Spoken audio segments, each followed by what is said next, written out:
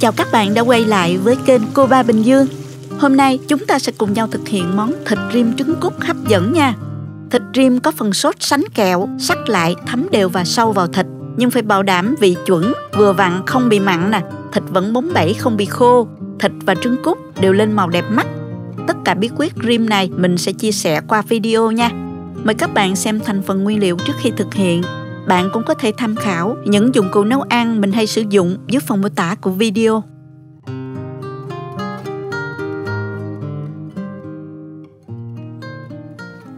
Muốn cho thịt rim trứng cút được ngon đó, các bạn chọn thịt có mỡ một chút như là thịt ba rọi nè, thịt nạc vai, thịt nách. Hôm nay thì mình dùng thịt ba rọi để kho nha các bạn. Miếng thịt này đã khoảng 400 g. Mình đã rửa sạch với muối và giấm và để cho ráo nước rồi. Bây giờ mình sẽ cắt ra thành từng miếng vuông nhỏ, độ dày khoảng 1 cm như thế này ha. Kho sẽ nhanh mềm hơn đó các bạn. Cắt xong thì mình cho qua thố để ướp luôn.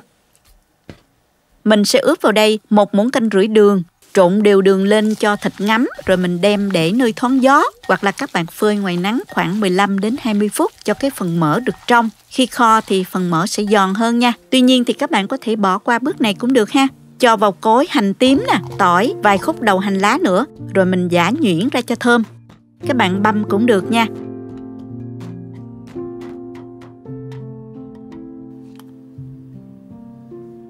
Sau khi đã ướp đường được 20 phút thì mình tiếp tục ướp thêm vào đây hành tỏi đã giã nhuyễn nè, khoảng 2/3 muỗng canh, 1 muỗng cà phê bột nêm, nửa muỗng cà phê tiêu, 2 muỗng canh nước mắm, trộn đều cho thịt thấm gia vị.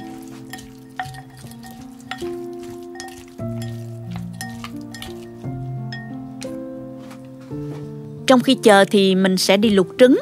Cho nước vào nè, cho vào 1 muỗng cà phê muối. Cho muối vào luộc trứng sẽ giúp trứng không bị sát vỏ đó các bạn. Rồi mình cho trứng vào luộc. Nước sôi khoảng 3 phút thì mình vớt ra và cho vào nước lạnh để làm nguội trứng.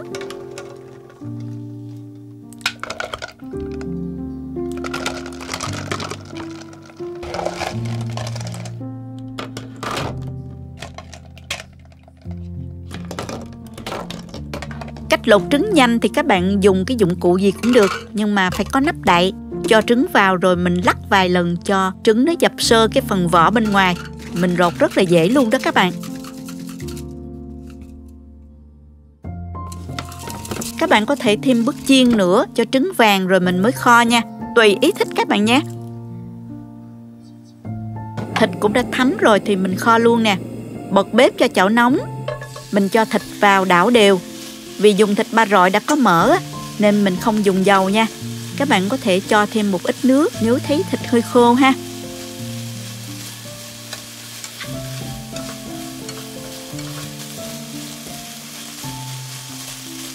Mình xào lên cho thịt săn lại và ra một chút mỡ. Tiếp theo thì mình cho vào 1 muỗng canh nước màu, trộn đều lên. Cách thắng nước màu thì mình có để link ở dưới phần mô tả của video, bạn vào xem nha.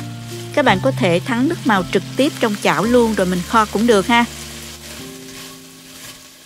Thịt nó săn lại như vậy là được. Mình cho vào 300 ml nước.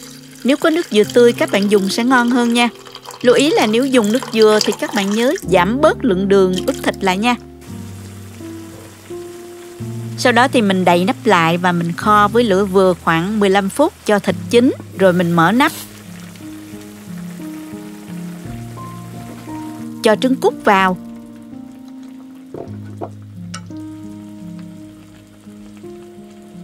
Và mình cho thêm 1 muỗng canh tương ớt để món kho có màu đẹp hơn. Đồng thời món ăn có độ sánh cũng như là vị cay nhẹ hấp dẫn hơn đó các bạn.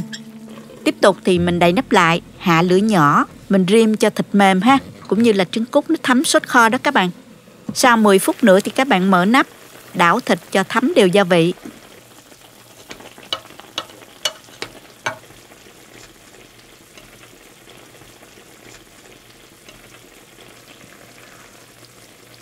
Bây giờ thì các bạn thấy thịt lên màu nâu đỏ rồi đó. Mình thử lại và mình điều chỉnh gia vị cho phù hợp với khẩu vị gia đình các bạn nhé.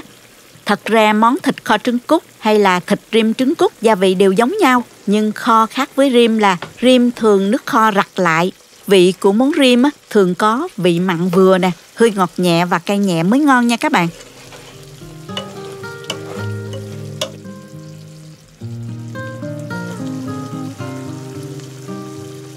Mình rim với lửa nhỏ khoảng 8 đến 10 phút nữa. Khi nào các bạn thấy nước kho nó rặt lại là được ha.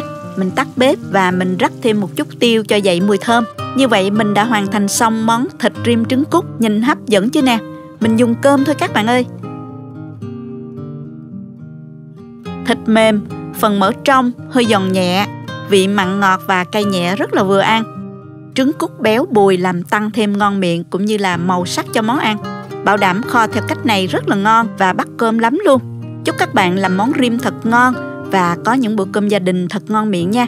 Nếu thích video cho mình một like, đăng ký kênh để xem nhiều video mới trên kênh Cô Ba Bình Dương. Các bạn cũng có thể truy cập website cobabình-dương.com để xem những công thức nấu ăn dưới dạng bài viết. Cảm ơn các bạn đã xem hết video. Hẹn gặp lại các bạn trong video kỳ tới nha.